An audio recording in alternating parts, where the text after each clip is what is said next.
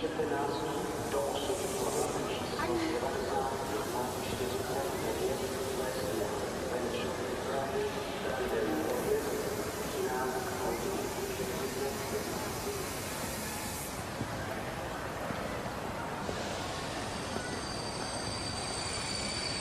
máte oheň? Oheň. Nic?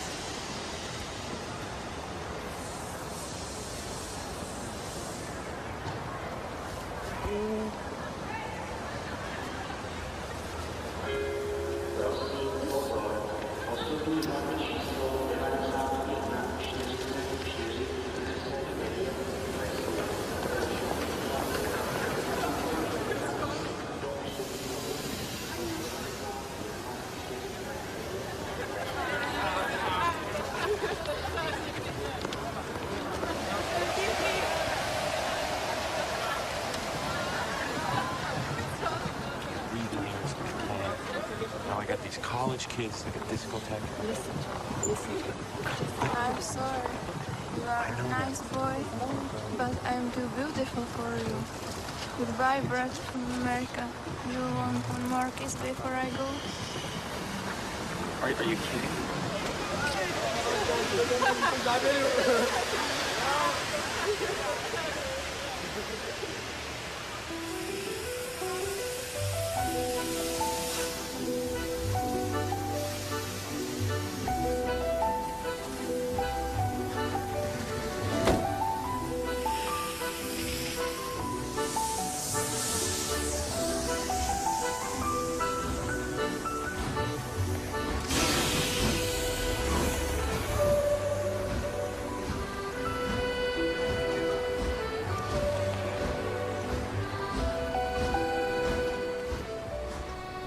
I'm here tonight to tell you about a father who loved his son and a son who loved his dad. The way this story is going to unfold for you, it's a little bit different because I want to bring it to now. You see, a dad would go home and he would go by the school, and every now and then he would pick up his son and say, "Son, why don't you go to work with me?" The boy loved that. And when his dad would just come and pick him up, he was the happiest boy ever. He knew that he would get to spend the afternoon with his father at work, and he would get his coat and they would walk, and he would bring hot chocolate for his son for it's really cold, and they would go through. But this boy was different. This boy would see things. This boy wasn't normal. And when they were walking one afternoon going to where dad worked, this boy would notice things that other people wouldn't notice. He see things other people wouldn't see. He sees a man in a bathrobe in the middle of the street who's yelling at a second-story window. He sees a woman who's very angry at him and doesn't really want to hear what he says. This boy, as the rest of the world hustles by, he slows down. He sees the hurt and the pain. He sees the anguish and the sorrow. He sees the window close and a desperate man trying to get it. What he did doesn't matter. That he hurting is all that matters. And this boy would see these things. His father rushes and gets him by the hand and says, "Let's go. Be late." He would stop and look one more time. Can I stop his pain? Can I stop her hurt?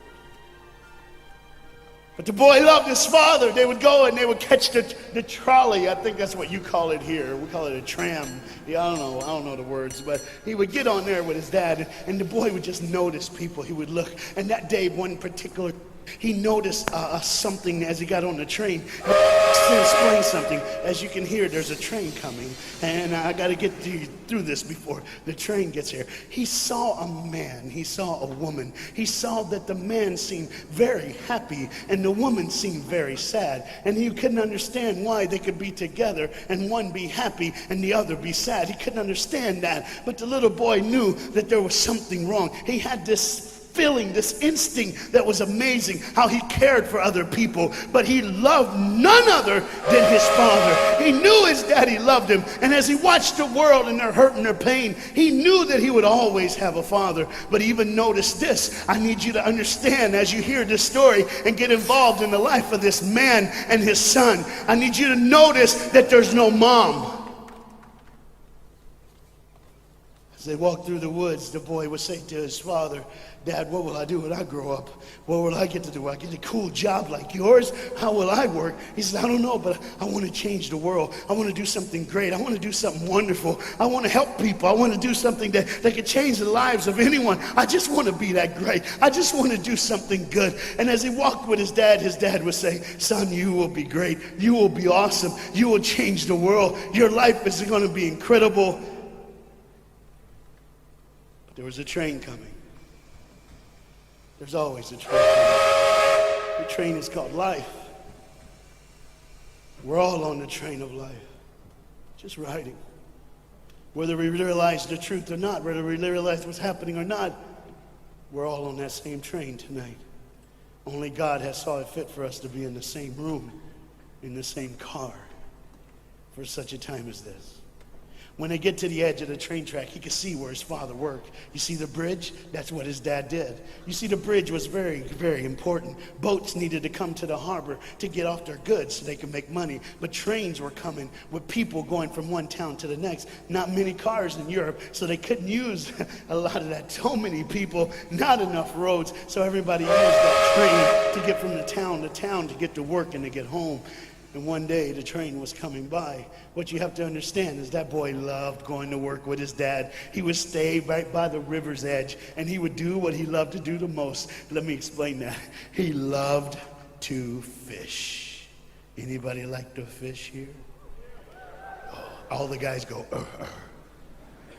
The dad looks at his boy and he says, son, now remember the rules. You got to stay right here because I can see you from the window right here. Don't get out of the sight of this window because you got to stay there so I know you're safe. Catch you something good to eat. But as you can hear, the train's coming.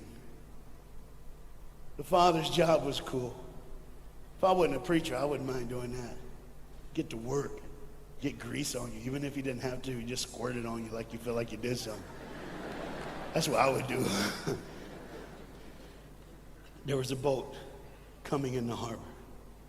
Timing is very essential. I'll go ahead and give you the key. The key is this. There's always a light. Everybody say light. Say it again. One more time. There's a light that the train conductor needs to see. If that light is green, he can go. If it's red, he must stop. You see, God has given us road signs in our life that we must read. Lines that tell us to go and lines that tell us to stop. Whether we read those and believe them or not is up to us. That's why some of you have fallen and you cannot get up. But tonight, that's why I'm here.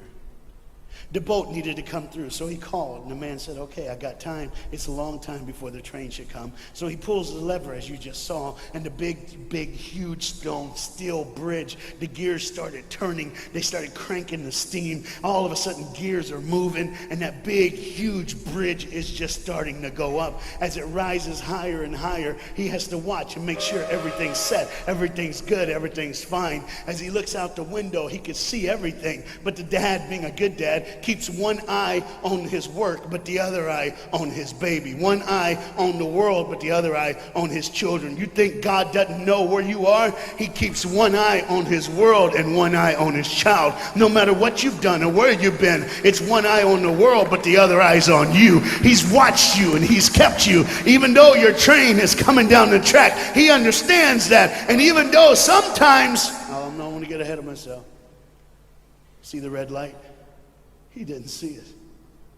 So many times we don't see the red light. See, to just say the train was early. The boy can hear and see the steam. And he looks and says, Daddy, the train. Daddy, the train's early. Daddy, you got a daddy. Hey, Daddy, the train. Daddy, the train's coming. But the dad was looking at the gears, making sure he had enough oil, making sure there was enough steam to get the bridge back down for the train. And the boy knew one thing. Now listen, the boy knew that his dad one time showed him where the trigger was. It was a red lever. If he pulls it, the train bridge would collapse down fast and the train would be able to come across. All the boy knew was there were people on that train. There were people that needed to be saved. There were people that had, some of them just with their friends having a good time, like everything's fine. They did not know that the bridge was up. They did not know what was coming. They're just living their life like you and me, just going down the road, just being our own thing, doing our own thing.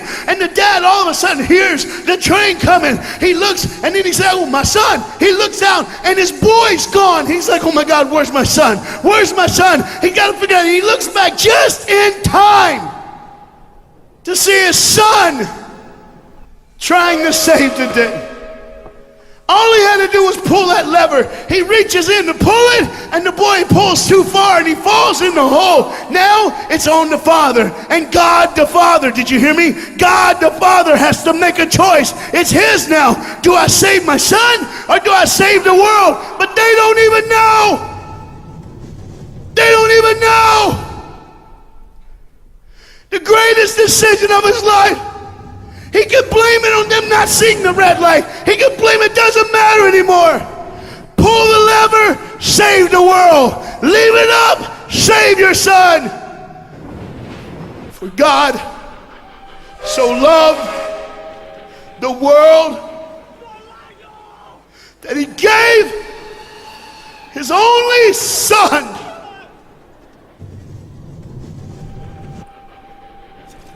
Whosoever believes in him will not perish. 3, 2, 1. Okay. And they didn't even know. They never would know. They didn't even know. The train goes by. It's fine. Everything's cool. The bridge is down. Just like always. It's always going to be down. Are you hearing me tonight? He gave his only son. For God so loved the world that he gave. And you know what's amazing? I wonder what God did right when his son died on that cross. When he breathed his last breath. When he took that breath and he breathed and it was over. Here's what the Father would have looked like. They didn't even know. Just trying to think of their life. Just trying to figure out what they're going to do next. Just thinking about the person they're going to see. The people they're going to hang out with. Just trying to be, just loving, caring. Doesn't matter if you're blind. Doesn't matter if you're putting on a little more makeup, trying to look pretty for somebody, or just wearing another mask. It doesn't matter. God gave his son for you. What will I do when I grow up? Where will I go when I grow up? What will I change? And there was a girl in the bathroom. On the train, liquefying her heroin to shoot up one more time. He died for her. He died for her. But in one moment, are you listening? In one moment, as the Bible says, everybody gets a chance. In one moment to see the look of the Father when he knows when you realize what he did for you, when you realize the sacrifice, when you realize he let his son die so that can live, when you realize what he did, no matter what you're doing, no matter where you're at in this life, no matter what you're a part of, you gotta stop. You gotta stop. Even if it's for 1 second and think, my God, he did it for me. He did it for me. And I pray to God you drop what you're doing. Drop what you're doing. With all the pain and the hurt and the sorrow in the world, he did it for you. That's why you're so quiet. You see, the train's coming. The train's coming. Everybody has things, you have ways of I don't want to do that. I don't want to, but why do I keep doing it? Even Paul said, why do I do? My flesh tells me, and I do what I know is wrong, and I don't do what I know is right. You got to understand tonight, the fight is on, and we can win. We become more than conquerors through Jesus Christ. And I'm not preaching just for me, I'm preaching on behalf of you. But what you got to understand is, there had to be a moment in those 3 days when Jesus died on a Friday and rose again on a Sunday. There had to be this moment. Go ahead, look at the screen. When it was just God and his baby and his son.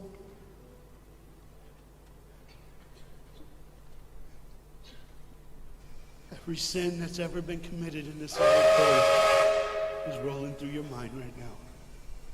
I'm here to tell you that as the sun sets in the afternoon, the sun will rise again. And when the sun rises again, you cannot change your past, but you can change your future. You see, it's always a different day. One day someone lives, the next day they die, the next day you wake up and you're still living. You're like, why am I going to live? Why does this have to be my turn? Why can't I? You can just preach. I could have stopped, but I need you to see the whole picture here. You see, because when God the Father gave his only son, when Jesus Christ breathed his last breath and he died, he did it in a way that you can never ever say, you don't know me, you don't understand me, God don't understand my pain, God don't understand my sorrow. You see, that's the very train that boy was on. That's the very train that he was on. And as this dad remembers, look real close. You see the pictures of the people? Bam, there they are. But there's somebody added in the picture, isn't it? Bam, there they are. Do you see who's added in it? In every face of every person, Jesus is in their life. Why? Because when you're the greatest sacrifice, you always end up in everyone's life, no matter where they are, who they are. He did it so that you can say he was there all the time, waiting patiently in line. Jesus Christ was there all the time. And the train keeps going. The train keeps coming. Train keeps moving. People keep living and people keep dying. And God the Father just watches it all. One eye on the world, the other eye on you. Some of you are starting to figure it out. You're like, what is he looking for? Just one girl.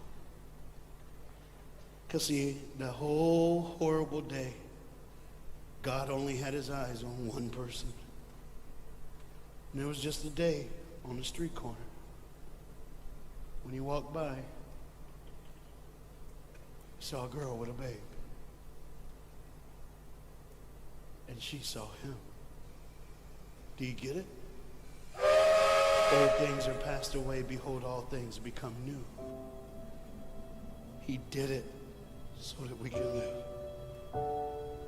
No matter what the sin, no matter what the pain, no matter what the sorrow, the sacrifice was perfect. It was perfect.